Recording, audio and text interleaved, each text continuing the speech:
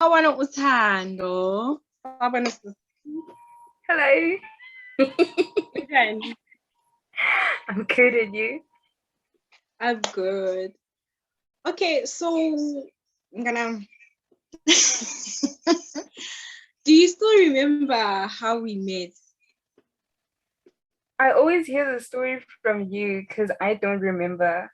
But you always tell me, I remember how we met, but I never hear the story. No, bad.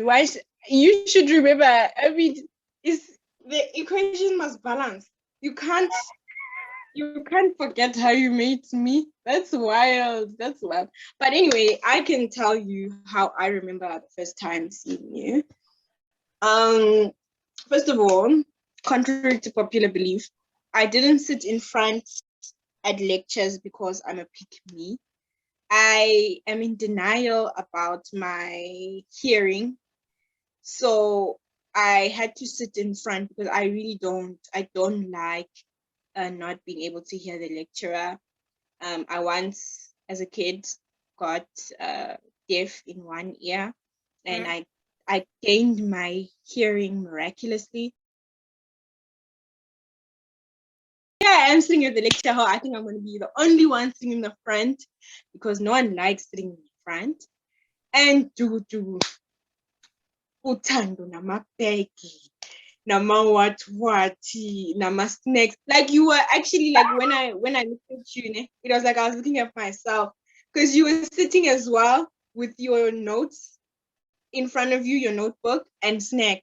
There's me and you, like if there's one thing we had in common was we would sit in front of the class and we definitely have our snacks for a lecture and water, a month.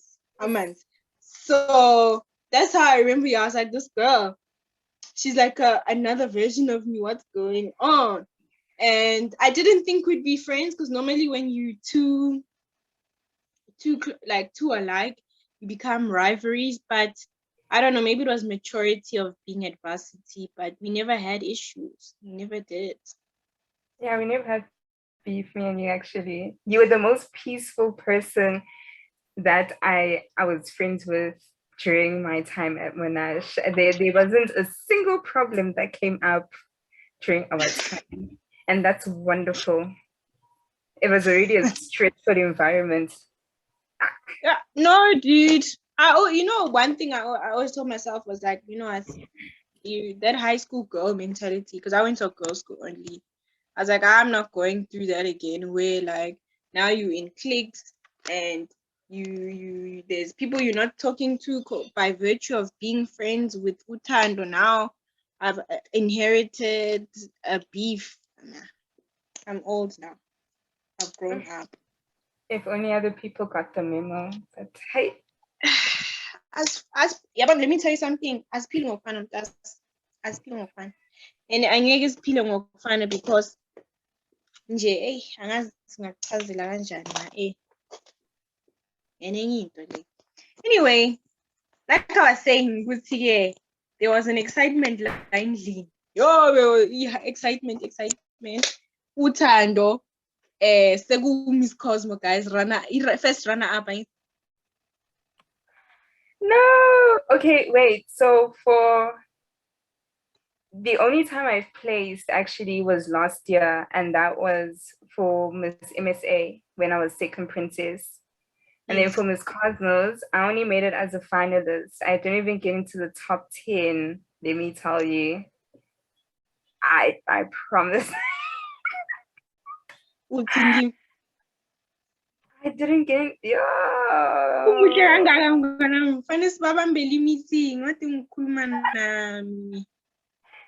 A lot happened. Yeah, I don't even know what to say. A lot happened.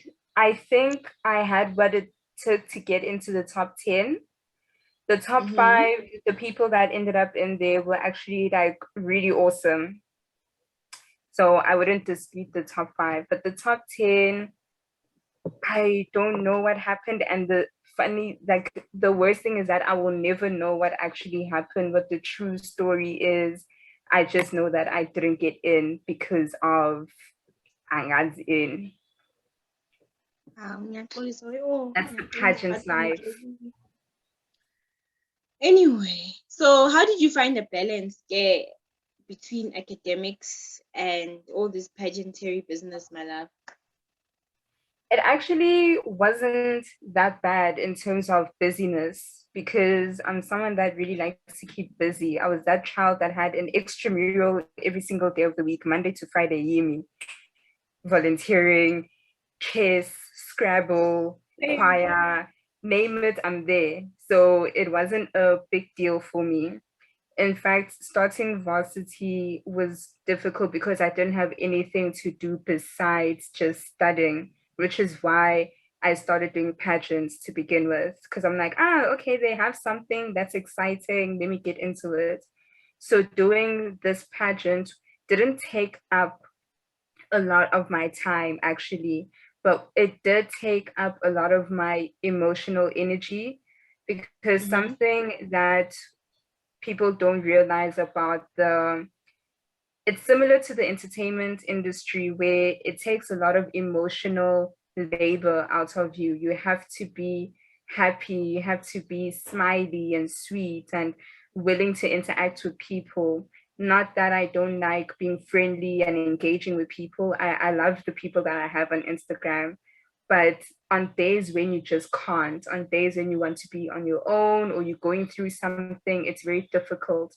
So even the week when I had COVID and I had an exam and another exam, and then I still need to keep up with the pageant, that was very, very difficult. It was actually the worst week of my entire 2021. It was a mess.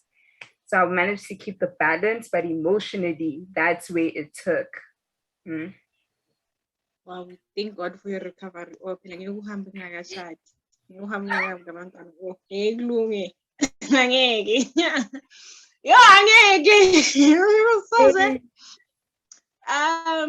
so wow, okay. Well, I didn't prepare for this, but I want to know, now that you've recovered from COVID, what has like changed like in your priorities? You know, because I've spoken to people who've come out of COVID and some are saying, you know what, I don't need money, I don't need cars, I don't need a house, as long as I have my family, you know, that kind of thing. So what has changed in you after you know, making it out of that scary situation? After that situation, the one thing that I changed, which really helped, was not being too quick to go onto social media. Because the way that week was for me, so like I said, I had 2 exams and I was also, oh, I forgot to add that they were trying to kick me out of Riz. But anyway, so Yay! one thing I learned is to not be quick to go onto social media when I start my day. So just do everything else and then answer people's messages because I have my own things that I need to sort out, you know, like my academics or, you know, watching a series. I can even watch a whole movie before I pick up my phone and start talking to people because it was a time where I felt like I was getting the least amount of compassion from the environment around me. Everyone wanted something from me. So after that, I literally lost my voice and I was like, listen, I'm not going to spend another minute talking to people that are going to literally suck the energy out of me. So that's the one thing I changed after going through COVID myself. Yeah, I won't lie, like this thing changed my perspective completely, you know. You really can't afford to believe that like social media is real life. Real life people that you are in a sphere of influence with every day, and you know, you just another face that people just click like for. You don't, the people that matter are your community. It's the people you see every week, every day, you know. And there's some people who you don't even talk to on your phone, like on WhatsApp or on Instagram or whatever, that actually care about you. Like I saw people during my time who afterwards, like from places afar, like far came to check up on me, you know. So I learned a lot. I learned a lot as well, that you know what, social media is not the real life thing. And what was particularly touching for me is when when I had stopped radio for a while, someone came to me physically and was like, you know, one of your shows really impacted my life. Like they were trying for a kid. And remember when I did male infertility on my shows. It was a controversy that, you know, as a Christian, how are you talking about infertility? You're supposed to talk about like uh there's no barrenness among Christians, which is true, but um the topic was male infertility, because we always focus on women Women. being infertile. And the guy said thank you to me because he didn't ever think that it could be him who's the problem after a couple of years trying for a child. And had I not done that show, he wouldn't have even considered going to see a specialist.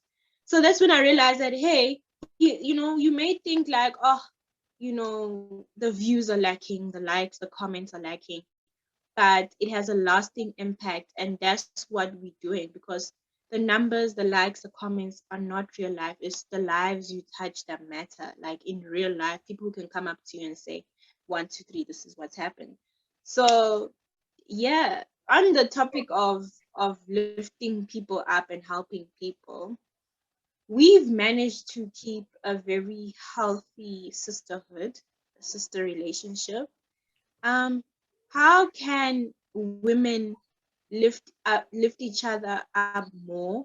And I think for you particularly, I think you have more experience in that area because you do beauty pageants and you know the messiness of women, and you also know two sides of sisterhood. You know what it's like when women really come together and unite, and you also know what it's like when women can be catty and rude to one another. So share with us how we can be nicer to other ladies. I mean, all I can say is be genuine and compassionate. I always say what's on my mind, and something that my counselor, Adesola, if you're watching, something she would say is that my honesty is an amazing thing, but I need to work on the timing and the compassion of it all, especially as a sociologist. Eh? Like we just, yeah, the reason this is because of that. Cha, cha, cha, cha. And having to learn that, okay, like not everything is a case study or a textbook. You're dealing with real people with real emotions, people that you are talking to show that you actually care about them. Be compassionate. So still have that genuine side, be honest, but there's no need to be brutally honest for the sake of hurting someone's feelings. Be honest in the sense of you need to tell them this very important information that will help them, but you have a heart, you have their best interest at heart when you're doing it. So that's a way to really lock in sisterhood. Like I said, we've never had any problems or beef or whatever. And even with the sisterhood that I have with like my two friends, Angela and Ario. Do you remember them actually? Yes, Oreo, yeah. Yes, exactly. The two of them. That's what we have going on. Because even though it's been like what, 4 or 5 years since we've known each other, and we are still like a squad team. You know, it's because of that. We can tell each other, but you know, man, you see what you did here? You might not want to do that again. But we say it with compassion and with love in our hearts. Yeah, that's so true. And you know, I think people who are in the social sciences profession, we struggle with this a lot. I've also learned to just let human beings be human. Like someone will bring a potential, like I've also learned that sometimes it's too late. So someone will bring someone they engaged to around me, and I will dig into like the family history, what school the guy went to, and all these things. And then in my mind, like it's all just, and I'm doing the whole, what were the agents of socialization, and traumas that my friend has, and he could have potential traumas, and are they going to work? And you come to a textbook answer, and that they're not going to work out, or that they are going to work out. But I've learned to let humans also have their own errors and learn by experience, because once you have this kind of knowledge, you just want to fix everyone. You wanna solve everyone's problems. You wanna, so It's already fixing everyone, but it's just like, how, dude, open your eyes. Can you not see like what I'm it's a calculated risk. Oh my god, for me, it always gets me upset. Like there's this thing where like you it's three simple things. You can tell how far someone's gonna go with the kind of religion that they both have, the the schools that they went to, because school has a huge influence. Let me tell you, school has a huge influence on behavior of a person. And now that I'm older, I used to be like, private school, public school is the same thing. It's not. There's a way of life that gets put into your head from a certain age that you grow with, that I got such a culture shock. I got such a culture shock when I got to university, because we know that when you talk in class, it's now someone who comes from a class where you can just blurt it out and backchat a teacher and not get any kind of disciplinary or strike or what. It was like, what? This kid just really just went back and forth with the lecturer. Are you kidding me? There's a polite way to do it. Like, come after the class and be like, ma'am, I didn't like what you said here and here. So, we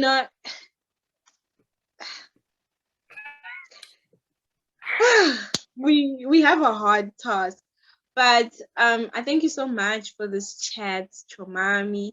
It might be short to some, but I think it's impactful, because we really, really, you and I are big on women upliftment and serving. Oh, we forgot. We didn't talk about the cause you support for Miss Cosmo, so that people can carry on donating. Are you still open, or is it closed now? Well, as a Miss Cosmos finalist, it is closed for me, but people can still continue donating. I mean, they are really willing to take anything that anyone is willing to give. So it was CHOC, which is the Childhood Cancer Foundation in South Africa. It doesn't get personally the recognition that I think it should. Childhood cancer is something that we don't even hear about on the regular basis, and it actually exists. As Wuti ngafunda when you did your thing, Miss Cosmo, that sorry to those who are going to judge me, but I thought traditionally we know it as something that happens to like old people, when they start aging, they become, you hear Umkhulu got prostate cancer, Ubanban got breast cancer, and Ubanban, consider it. In fact, even when I was 17, 18 years old, when I dodged breast cancer, I was still listed as a cosmetic surgery because I was young. So it wasn't seen as an actual medical surgery to stop any cancerous thing from happening. So that's the seriousness of the situation. And then we also were affiliated with Joburg Child Welfare. We actually got to meet them and there was such lovely people. Oh my gosh, such lovely people. They are an organization that supports orphanages and other organizations that deal with children. They really are superstars. They are all over Johannesburg and they do such an awesome job. And it's the same thing that I was saying on my social media as well, that let's help those who are passionate about helping others. So we'll also put the details down below. You can go volunteer in your free time. I'm in Durban now, so can't do that. Usekaya. We are now KZN. We are. So you can volunteer or money, whatever it may be, but really they're such sweet people and they really do help those that they're passionate about helping. So just, look them up for the details.